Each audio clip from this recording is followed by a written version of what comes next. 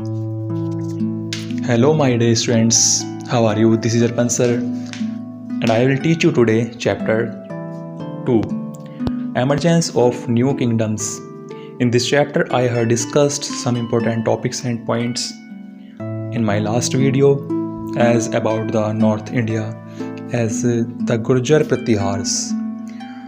तो इस तरह से बच्चों मैं यहाँ पर डिस्कस कर चुका हूँ इसके बारे में, और आज हम डिस्कस करने वाले हैं पलास के बारे में। अगर आपको कहीं पर भी प्रॉब्लम आती है बच्चों तो आप उससे पूछ सकते हैं, लेकिन सबसे अच्छा मेथड होता है कि आप सभी लाइव क्लासेस ज्वाइन करिए, है ना। लाइव क्लास आप बहुत कम अटेंड करते हैं, तो ये गलत बात है आपकी। अगर आप लाइव क्लास में मुझसे आप फेस टू फेस क्वेश्चन पूछ सकते हैं, ओके। अगर आपको कुछ प्रॉब्लम है तो आप लाइव क्लास का यही बेनिफिट होता है कि आप सभी उसको ज्वाइन करें और क्वेश्चंस को या फिर जो भी आपकी प्रॉब्लम्स हैं किसी भी तरह की जो स्टडी से रिलेटेड हैं आप मुझसे वो डिस्कस करें। चलिए बच्चों, हम टाइम वेस्ट नहीं करेंगे, तो हम स्टार्ट करते हैं पलास के बारे में। पलास क्या है कि after the death of Harshavardhana Bengal witnessed a period of internal disorder. देखो, जब बंगाल पर हर्षवर्धन का राज था तो उनकी जब डेथ हो जाती है तो वहाँ सब कुछ गड़बड़ा जाता है, मतलब कि इंटरनल डिसऑर्डर हो जाता है, सब कुछ अस्त व्यस्त हो जाता है वहाँ पर। In the 8th century AD, Gopala the Pal ruler was elected by the people as the king to put an end to this political chaos। तो इस तरह से बच्चों यहाँ पर 8वीं शताब्दी में गोपाल जो एक पाल रूलर थे उनकी यहाँ पर अपॉइंटमेंट की जाती है एज ए किंग, उनको राजा बनाया जाता है, जिससे कि वे जो भी यहाँ पर पॉलिटिकल चाओस है उसको ये एंड कर सकें। तो he successfully pull an end to the chaos, restored peace and led the foundation of Pala dynasty. तो उन्होंने सफलतापूर्वक जो चाओस थे उनका एंड किया और दोबारा से शांति और पाल डायनेस्टी की नींव रखी। तो later kings extended Pala rule over Assam, Nepal and parts of Odisha, now Odisha. तो इस तरह से ओडिशा था पहले नाम, यहाँ पर अब क्या है वो ओडिशा है। तो इस तरह से यहाँ पर जो पाल रूलर हुए हैं और भी, है ना, उनके बाद जो हुए हैं तो उन्होंने अपना साम्राज्य जो था उसको बढ़ाना स्टार्ट किया, जैसे नेपाल में या फिर ओडिशा के कुछ हिस्सों में, असम में, इस तरह से। तो they establish trade relations with South East Asia. उन्होंने जो साउथ ईस्ट एशिया थी उसके साथ व्यापारिक संबंध स्थापित किए। महाबोधि टेम्पल इन बोध गया was built by Devpal, one of the powerful king of the Pal dynasty. Underline this sentence. जो यहाँ पर बहुत ही फेमस मंदिर है, महाबोधि टेम्पल है बोध गया में, वो भी देवपाल ने बनाया था, है ना। ये राजा थे, बहुत ही शक्तिशाली राजा थे जो पाल डायनेस्टी से बिलोंग करते थे। तो towards the end of the 12th century the Pala kingdom passed on the Muslim due to his successors who were weak and could not control the kingdom. देखो, ऐसे ही हुआ कि जब वो वीक हो गए तो जो अरब जो यहाँ पर मुस्लिम्स थे उन्होंने उनसे राज्य ले लिया, क्योंकि मुस्लिम्स उस टाइम का काफ़ी स्ट्रॉन्ग हो गए थे और वहाँ पर जो पाल किंगडम था वो काफ़ी वीक हो गया था, इसलिए उनकी जगह अब मुस्लिम्स जो थे वो वहाँ पर आ गए थे, है ना। तो इस तरह से बच्चों हमने पाल के बारे में पढ़ा कि पाल क्या थे, है ना, कैसे ये सब हुआ। अब हम बात करने वाले हैं डेक्कन के बारे में। अभी हमने बात की थी किसके बारे में, नॉर्थ इंडिया में, जैसे गुर्जर प्रतिहार्स थे, पाल्स थे। अब हम डेक्कन के बारे में बात करने वाले हैं, जैसे राष्ट्रकूट के बारे में। राष्ट्रकूट के बारे में कब से कब तक, AD 750 से 973 तक। तो Rashtrakuta were the rulers of the Deccan. Deccan के जो रूलर्स थे, जो शासक थे, वे राष्ट्रकूट हुए हैं।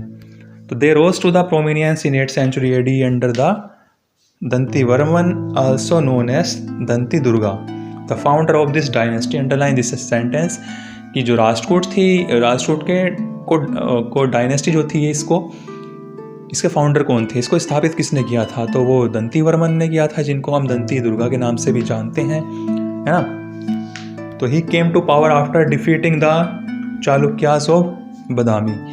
और वे पावर में आए थे, किसको हरा के आए थे। देखो, ऐसा तो है नहीं कि स्टार्टिंग से उन्होंने ही राज किया हो, उनसे पहले भी कोई राजा हुए होंगे, कोई डायनेस्टी हुई होगी। तो चालुक्य डायनेस्टी थी, है ना। बादामी जो थे उनको हरा के वे यहाँ पर आए थे। तो the Rashtrakuta were great warriors, जो राष्ट्रकूट थे वे बहुत ही महान लड़ाकू थे। Krishna first, Govinda third, Amoghavarsha and Indra third were some of the important rulers of dynasty. तो इस तरह से इस डायनेस्टी के वंश के कुछ नाम दिए गए हैं रूलर्स के, जो कि बहुत ही इंपॉर्टेंट रूलर्स हुए हैं इस डायनेस्टी में। They had continuous conflicts with the Chalukyas and the Pallavas of Kanchipuram. अब देखो उनके डिस्प्यूट होते रहा करते थे, उनके कॉन्फ्लिक्ट्स मतलब लड़ाई झगड़ा होती रहा करती थी चालुक्य के साथ और पल्लव्स के साथ। तो they also fought with the Pratiharas and Palas over the control of Kannauj. इस तरह से उन्होंने लड़ाइयाँ लड़ी थी प्रतिहार्स के साथ और पाल्स के साथ कन्नौज में, है ना, कन्नौज को कंट्रोल करने के लिए। तो their royal capital was located at Malkhed in Gulbarga district in Karnataka. तो इस तरह से उनकी यहाँ पर रॉयल कैपिटल के बारे में बताया गया है, जो उनकी राजसी राजधानी थी कि वो कहाँ पर थी। वो बच्चों कर्नाटक है, कर्नाटक राज्य है, वहाँ पर डिस्ट्रिक्ट है गुलबर्ग, और वहाँ उसमें भी मालखेड़ में उनकी राजधानी थी। तो by the end of the 10th century the Rashtrakuta power begin to decline. अब देखो इनका भी अंत हुआ। जो भी चीज़ उत्पन्न होती हैं, चाहे वे कोई भी चीज़ें हों अर्थ पर, है ना, उनका पतन भी जरूर होता है। तो देखो यहाँ पर 10th century जो थी 10वीं शताब्दी में उनका आते आते पतन होना स्टार्ट हो गया, वो ख़त्म होनी स्टार्ट हो गई। तो the Rashtrakuta were great patterns of art and literature. और जो राष्ट्रकूट थे वे बहुत ही ज़्यादा पैटर्न्स थे, मतलब इसको फॉलो करते थे आर्ट को और लिटरेचर को। King Amoghavarsha first was great scholar who composed Kavirajamarga a Kannada book on poetry. इस तरह से उन्होंने एक कन्नड़ बुक लिखी थी, है ना, मतलब बहुत ही बड़े विद्वान हुए हैं उसके, जिन्होंने इसकी रचना की थी कविराज मर्ग की।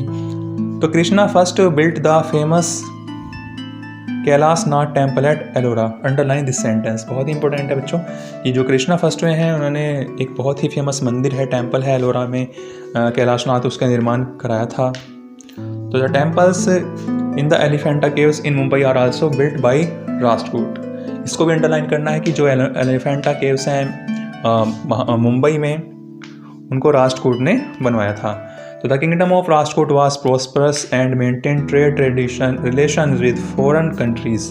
तो इस तरह से जो राज्य था राष्ट्रकूट का वो बहुत ही ज़्यादा प्रोस्परस था, प्रोस्परस मतलब डेवलप्ड था, और जो फॉरेन कंट्रीज थी उनके साथ ये व्यापारिक संबंध बनाकर रखने वाला था, है ना, व्यापारिक संबंध इसके अच्छे थे, आप ऐसा भी कह सकते हैं। तो they patronise Hinduism and along also encouraged Jainism, Buddhism and इस्लाम।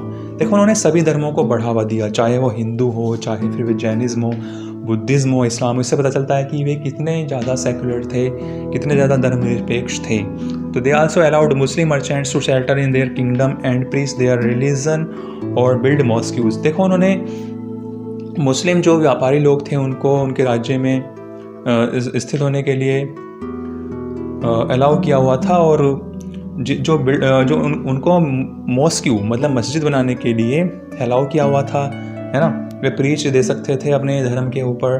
तो इस तरह से मतलब कोई भेदभाव वाली यहाँ पर कोई समस्या नहीं थी, कोई प्रॉब्लम नहीं थी। तो इस तरह से बच्चों आज हमने पढ़ा है किसके बारे में, आज हमने राष्ट्रकूट के बारे में पढ़ा है, आज हमने पाल्स के बारे में पढ़ा है। तो आई होप कि आपको ये समझ आया होगा। लेकिन अगर कोई भी प्रॉब्लम है आपकी, तो आप जब भी मेरी लाइव क्लास होती रहती हैं तो आप उसको अटेंड करना। Okay, thank you, bye bye.